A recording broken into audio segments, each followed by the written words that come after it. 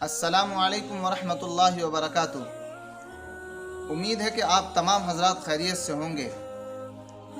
हज़रत इब्राहीम अलैहिस्सलाम और हज़रत इस्माइल अलैहिस्सलाम का वाक़या आप तमाम हज़रात ने हज़ारों दफ़ा सुना होगा। हज़रत इब्राहीम अलैहिस्सलाम अपने लख्ते जिगर हज़रत इस्माइल अलैहिस्सलाम को एक आजमाइश के तहत मक्का मुकर्रमा के अंदर छोड़ जाते हैं। चुनांचे हज़रत इस्माइल अलैहिस्सलाम वहीं जवान होते हैं, पलते और बढ़ते हैं। जब आप जवान होते हैं तो बगल में एक कबीला आबाद हो जाता है और उस कबीले की एक लड़की से आपका निकाह हो जाता है। और हज़रत इस्माइल अलैहिस्सलाम का जो गुज़र बसर होता था ये आपके शिकार के ज़रिए होता था। आप रोज़ाना शिकार के लिए जाते थे और जो भी अल्लाह रब्बुल इज़्ज़त मुयस्सर फरमाते थे उसके ज़रिए से आप अपनी ज़िंदगी गुजारते थे। चुनांचे एक मौके से हज़रत इब्राहीम अलैहिस्सलाम आपके घर तशरीफ़ लाते हैं, अपने लख्त जिगर से मुलाकात की गर्ज से तशरीफ़ लाते हैं। लेकिन इत्तफाक से उस वक्त आप शिकार के लिए जा चुके होते हैं और आपकी मुलाकात नहीं हो पाती। घर के अंदर तशरीफ़ रखते हैं और आपकी अहलिया यानी हज़रत इस्माइल अलैहिस्सलाम की अहलिया से वो पूछते हैं कि बताओ बहू कि तुम्हारा क्या हाल चाल है, कैसी ज़िंदगी गुजर रही है। तो वो कहने लगती है कि बस ठीक ठाक है, ज़िंदगी बस कट रही है और गुज़र रही है।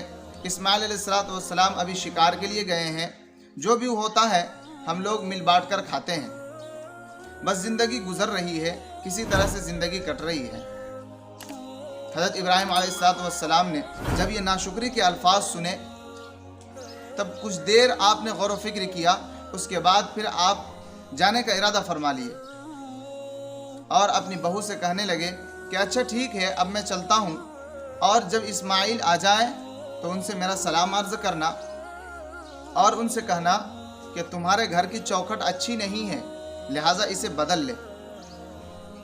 चुनांचे वो औरत इस जुमले का मतलब नहीं समझ पाती है और हज़रत इस्माइल अलैहिस्सलाम जब तशरीफ़ लाते हैं तो आपसे सारा वाक़या बयान करती हैं और कहती हैं कि आपके वालिद मोहतरम ने ये पैगाम दिया है कि आपके घर की चौखट सही नहीं है, लिहाजा आप इसे बदल लें। असल में हज़रत इब्राहीम अलैहिस्सलाम के कहने का मकसद ये था कि तुम्हारी बीवी सही नहीं है, ये नाशुक्री है, लिहाजा तुम इसे तलाक दे करके हटाओ और दूसरी बीवी से तुम निकाह करो, किसी दूसरी औरत से तुम निकाह कर लो। चुनांचे हज़रत इस्माइल अलैहिस्सलाम ने अपनी इस बीवी को तलाक दे दिया और इसे फारिग कर दिया। उसके बाद फिर आपका निकाह दूसरी औरत से हो जाता है।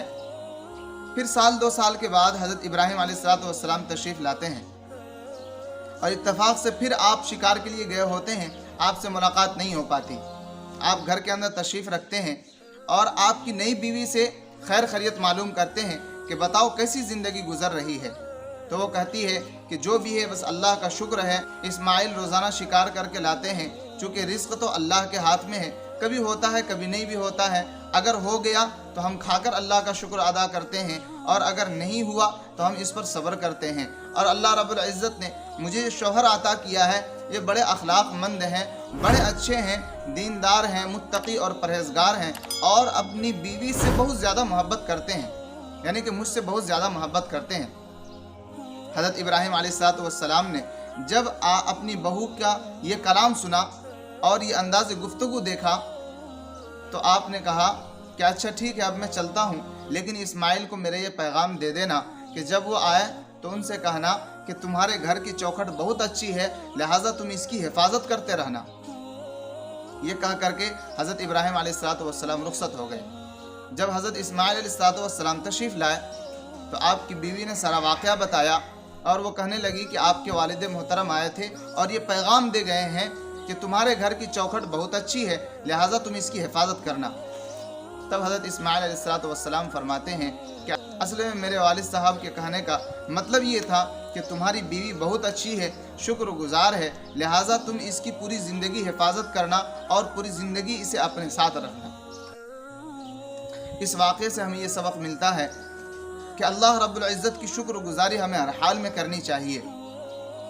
कभी रिज़्क़ अगर अल्लाह रब्बुल इज़्ज़त हमें ना भी दे तो भी हमें शुक्रगुजारी करनी चाहिए और अगर रिज़्क़ दें तो भी शुक्रगुजारी हमें करनी चाहिए।